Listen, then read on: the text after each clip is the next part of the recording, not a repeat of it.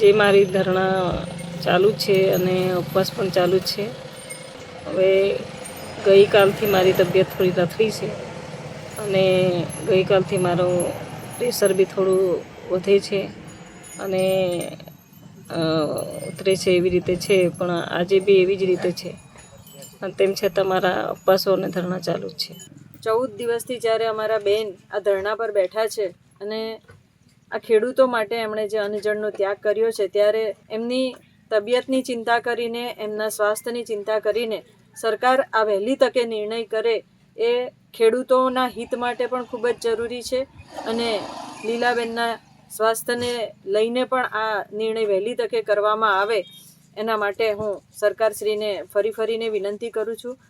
આ પ્રશ્ન જે છે કે જંગલની જમીન ખેડવાનો જે વાત છે એ આજથી નહીં પરંતુ છેલ્લા 20 વર્ષથી આ ખેડૂતો ખેડતા આવ્યા છે અને એમાંય ક્યારેય કોઈ એવી મુશ્કેલી નથી આવી કે વન વિભાગના અધિકારીઓએ એમને આ ખેતી કરતા રોક્યા હોય. પરંતુ જે છેલ્લા 2 વર્ષથી એમને જે પ્રકારે એમને રોકવામાં આવ્યા છે અને જે પ્રકારે એમના ઉપર જે દબાણ કરવામાં આવી રહ્યું છે એ ખરેખર યોગ્ય નથી. એટલે વન વિભાગના અધિકારીશ્રીઓને પણ મારે કહેવું છે કે જ્યારે આપને જંગલની જમીન ખેડતા ખેડૂતોને અટકાવવા જ હતા તો 20 વર્ષથી ખેડતા હતા ત્યારે અત્યાર સુધી કેમ એમને અટકાવવામાં નહીં આવ્યા? તો આ જે પ્રશ્ન છે એ રીતના એક જ સમાજના લોકોની પ્રત્યે વૈમનસ્ય ઊભું કરવાની જે આ કામ થઈ રહ્યું છે એ ખરેખર ખૂબ જ ખોટું થઈ રહ્યું છે.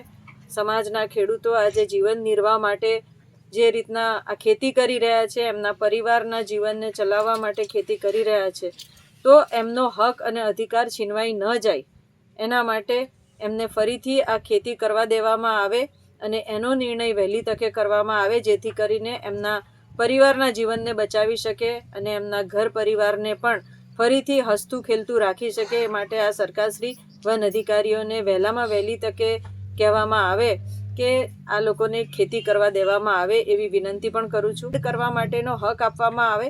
સનદ લેવા માટેના જ્યારે પણ કાગળની પૂર્તતા કરવાની આવશે ત્યારે જે તે ખેડૂતો પોતે પોતાના જે પણ ડોક્યુમેન્ટ છે એ પૂર્તતા કરી દેશે અને એમના દરેકના દાવાઓ પણ પેન્ડિંગ છે.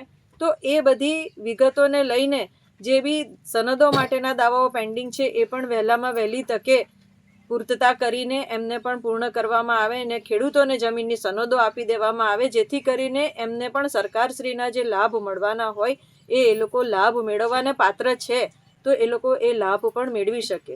સાગબારા તાલુકાના જે 12 ગામના ખેડૂતો અહીંયા ખોપી ગામ નજીક ધરણા પર બેઠા છે એના માટે અમે મુલાકાત માટે આવેલા છે અને એમના સમર્થનમાં આવેલા છે. એમને આજે લીલાબેન વસાવા છે જે એમને 14મો દિવસ આજે ઉપવાસનો થયો છે. સાથે અમારા આગેવાન સુરેશભાઈ છે.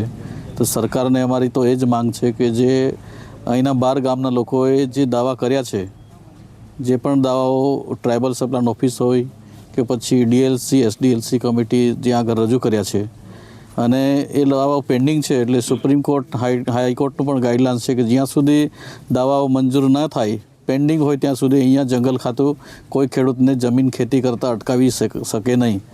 તો જંગલ ખાતું જબરજસ્તી આ વિસ્તારમાં આવીને જે રીતે જંગલ ખાતું આવીને અહીંયા ઝાડવાનું વાવેતર કરે છે આ ખેતીની જમીનમાં, તો અમારે ખાસ સરકારને એ જ કહેવાનું છે કે આટલા દિવસ થઈ ગયા છતાં પણ હજુ આ પ્રશ્નનો ઉકેલ નથી આવ્યો અને બધા ખેડૂતો અહીંયા ગાંધી ચિંધ્યા માગે ધરણા પર છે. એટલે અમારે સરકારને આ જ વિનંતી છે કે અહીંના જેટલા 12 ગામના ખેડૂતોના જે દાવા પેન્ડિંગ છે, તો એમને દાવા પેન્ડિંગ છે અને ખેતી કરે છે આટલા વર્ષથી 2005 પહેલાંથી, તો એ ખેડૂતોને જમીન એમની ખેડવા દેવામાં આવે.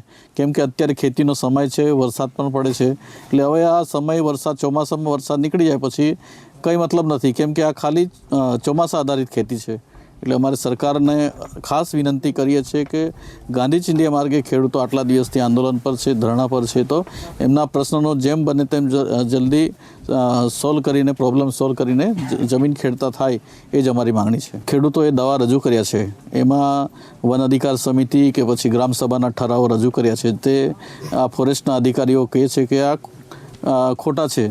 કાં તો એમને ફોરેન્સિક લેબમાં મોકલવું પડે, ચેક કરાવવું પડે. પણ એ વિષય તો જે ડીએલસી અને એસડીએલસી કમિટીનો વિષય છે, એ જંગલ ખાતાનો પણ વિષય છે. એ કમિટી બેસશે ત્યારે નક્કી કરશે કે આ દાવા સાચા છે ખોટા છે, ડોક્યુમેન્ટ જોઈને વેરિફિકેશન કરશે. એ જંગલ ખાતાનો વિષય નથી. એટલે જે અહીંયા આવીને જંગલ ખાતાના અધિકારીઓ વાત કરે છે કે અહીંયા તમારા દાવાઓ પંચાયત ના પાડે છે, પણ એ તો દાવા ત્યાં આગળ પેન્ડિંગ છે અને એ કમિટી નક્કી કરશે, પછીનો વિષય આવશે.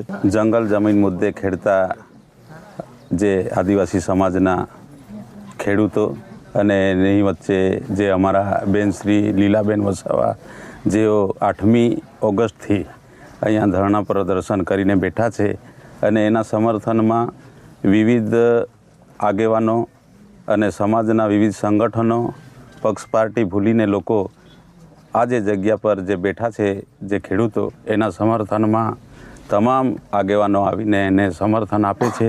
જ્યારે અહીંયા જે બેઠેલા તમામ જે ગરીબ ખેડૂતો છે આદિવાસી સમાજના, એ લોકો એનો કામ ધંધો છોડીને આજે 15મા દિવસે પણ અડગ અહીંયા ઉપસ્થિત છે અને એની માંગ એક જ છે કે જે જમીન પર અમે વર્ષોથી 20-22 વર્ષથી અમે જંગલ જમીન ખેડીએ છીએ, તો એમાં જે 2 વર્ષથી અમને જંગલ ખાતું જંગલ જમીન ખેડવા દેતું નથી અને એનાથી અમારા જે આવનાર જે ભવિષ્ય છે, જે બાળકો છે, એના ભરણ પોષણ માટે અમે જે મહેનત કરીને જે બી કંઈ ઉપજ લેતા હતા અને એ 2 વર્ષથી અમને જંગલ જમીન ખેડવા નથી દેતા, તો અમારી આર્થિક પરિસ્થિતિ ખૂબ જ નબળી હોવાથી આજે અમે કામ ધંધો છોડીને બાળકોને શાળાએ એકલા ભણવા જતા અને એનામાં સહયોગ નથી કરતા અને અહીંયા અમે રાતને દિવસ અહીંયા અમે ધરણા પ્રદર્શનમાં બેસીએ છીએ. તો અમારા બાળકોનું ભવિષ્ય અંધકારમય છે. સાથે સાથે જે મોંઘવારીઓ છે કે જે આજે ખાંડનો ભાવ 70 થી 65 રૂપિયા અને જે તેલનો ભાવ છે 160 થી 165-70 રૂપિયા થઈ ગયો છે અને આજે અમારા ગામડામાં 150 ને 200ની મજૂરી છોડીને અમે કામ ધંધો છોડીને જો અહીંયા બેઠા હોય તો અમારે સરકારશ્રીને એક જ વિનંતી છે કે અમારા આવનારા જે ભવિષ્ય છે, અમારા બાળકો છે, અમે કેવી રીતે એ લોકોને અમે ભરણ પોષણ કરીશું. તો અમે જેમ તેમ કરીને જંગલ જમીન ખેડીને જે ગુજરાન ચલાવતા હતા એના પર ખરેખર અમને આજની તારીખમાં અમારું ભવિષ્ય અંધકારમય દેખાય છે. તો સરકારને વહેલી તકે આ જે કંઈ ધરણા પ્રદર્શનમાં બેઠા છે અને ખેડૂતોના હિતમાં જે બી કંઈ નિર્ણય લેવામાં આવે તે તાત્કાલિક ધોરણે લે અને જે બી કંઈ અહીંયા અમારા આગેવાનો આવે છે, જે મનસુખભાઈ વસાવા સાહેબ હોય કે દર્શનાબેન દેશમુખ હોય, અમને આશ્વાસનો આપીને જાય છે કે 24મી તારીખે જો મુખ્યમંત્રી વિદેશ પ્રવાસે છે જે આવશે અને તાત્કાલિક ધોરણે તમારા જે મુદ્દાઓ છે અને જે તમારી રજૂઆતો છે એ ધ્યાનમાં લઈને તાત્કાલિક એની અસરથી અમને કંઈ ને કંઈ એમાં પોઝિટિવ જવાબ મળવાના છે. એ અપેક્ષાથી હજુ બી લોકો જે ધરણા પ્રદર્શનમાં અડગ રહીને હજુ બી 2-4 દિવસ ધરણા પ્રદર્શનમાં રહેશે અને જ્યાં સુધી સરકારશ્રીનો અભિપ્રાય ના આવે ત્યાં સુધી અહીંયા ધરણા પ્રદર્શન ચાલુ રહેશે. સાથે સાથે કદાચ આવનારા સમયમાં એનો નિકાલ નહીં આવે તો સમાજના વિવિધ સંગઠનોને પક્ષ પાર્ટી ભૂલીને સમગ્ર આદિવાસી સમાજ આ ધરણા પ્રદર્શનને ઉગ્ર આંદોલન તરફ લઈ જવાની તૈયારી કરી રહ્યો છે અને વિવિધ આગેવાનોએ આવીને અહીંયા જે અમને ખાતરી આપી છે કે જે દિવસે કદાચ આ ધરણા પ્રદર્શનને આંદોલન તરફ લઈ જવાનું રહેશે તે દિવસે અમારો સંપૂર્ણ ટેકો રહેશે અને એ આશ્વાસનથી અહીંયા જે બેઠા આદિવાસીઓ સંપૂર્ણપણે સ્વસ્થ અને વ્યવસ્થિત રીતે બધાને સમજાવીને એ જે વસ્તુ છે કે આવનારા સમયમાં જે આંદોલન છે અમને ફળશે એવી અપેક્ષા સાથે અહીંયા બેઠા છે. ખોપી ગામે જે ધરણા પર બેસેલા છે 15મા દિવસે, એની હું થોડીક જાણકારી લેવા માટે આવ્યો. એમાં બેન શ્રી લીલાબેનની જાણકારી લીધી. એમના સ્વાસ્થ્ય માટે આરોગ્ય વિભાગે એમની સ્વાસ્થ્યની દેખરેખ કરી એ જોયું. સાથે સાથે આજુબાજુ ગામના તમામ ખેડૂતો પણ અહીંયા ઉપસ્થિત રહ્યા. 14મા દિવસ સુધી જે કંઈક પ્રક્રિયા મને ખબર પડી આ ખેડૂતો મારફત, આગેવાન મારફત, એ પ્રક્રિયાની અંદર માન્ય સાંસદ સભ્યશ્રીએ એવું જણાવ્યું કે મુખ્યમંત્રી 24 તારીખે આવશે અને 24 તારીખે એનો નિર્ણય કરવામાં આવશે અને લેખિતમાં આપવામાં આવશે એવી એક ચર્ચા થઈ છે. બીજી ચર્ચા એ થઈ, ઉમરપાડા તાલુકાના જે આગેવાનો છે એ હવે સમર્થનમાં આવતા જણાય છે અને સમર્થન આપીશું એ વાત પણ મળી છે. એટલે મને લાગે છે આ જે ધારણા અને જંગલ જમીનનો બહુ મોટો વિષય હતો એ ધીરે ધીરે સોલ્વ થતો થાય છે. અધિકારી તરફથી બી આપણને સપોર્ટ મળતો જણાય છે, આરએફઓ તરફથી બી મળતો જણાય છે, ડિપાર્ટમેન્ટ તરફથી બી આજે સહકાર મળતો જણાય છે. મને લાગે છે આ ઇસ્યુ એટલો મોટો છે પણ એ સુખદ રહેશે. અને આદિવાસી સમાજ એટલા દિવસથી ધારણા પર બેસે છે, રોજીરોટી પર આખો નિર્ભર છે, ખેતી નહીં એટલે એ મુશ્કેલીમાં છે. એ મુશ્કેલી બી સરકાર ધ્યાન આપે અને એમના પર ખરેખર ધ્યાન આપે અને આ વહેલી તકે આ જે ધારણા પર બેઠેલા છે, જે ખેડૂતો ખેતી કરે છે એ લોકોને તાત્કાલિક સરકાર ધ્યાન આપીને એને ઓર્ડર કરી નાખે. જે દાવા છે એ જમીન પણ ખેડવા દે, સનદવાળાને બી ખેડવા છે. અને સાથે સાથે મારો એક નિવેદન આપું છું આજે હું કે ખોપી ગામના જેટલા પણ ખેડૂતો નવા છે, નવા ખેડૂતોને જે અરજીઓ સબમિટ નથી કરી અથવા તો કરી છે એ લોકોને પણ ધ્યાનમાં રાખે તો સાથે સાથે આ ખોપી ગામનું જે ધારણા પર લોકો બેઠેલા છે એમને પણ ન્યાય મળશે એવું મને આજે લાગ્યું છે. તો એના પર બી ધ્યાન દોરવું જોઈએ. બીજી વસ્તુ એ મળી છે મને કે મહારાષ્ટ્રમાંથી લોકો ખેડવા આવે છે, એ વસ્તુ ખેડવાવાળા માણસો મહારાષ્ટ્રમાંથી નથી એ પણ જાણવા મળ્યું છે. એટલે એવી રીતે કંઈક વાતો થાય છે એના પર ધ્યાન ને આપે, એનો ખરેખર સરકાર બરાબર અભ્યાસ કરીને ચકાસીને અહીંના રેસિડન્ટ છે લોકો ઉકાઈ અસરગ્રસ્ત છે એ લોકોને પણ ધ્યાન આપે, એ લોકોને પણ ન્યાય આપે તો મને લાગે છે આ એકદમ પોઝિટિવ રહેશે.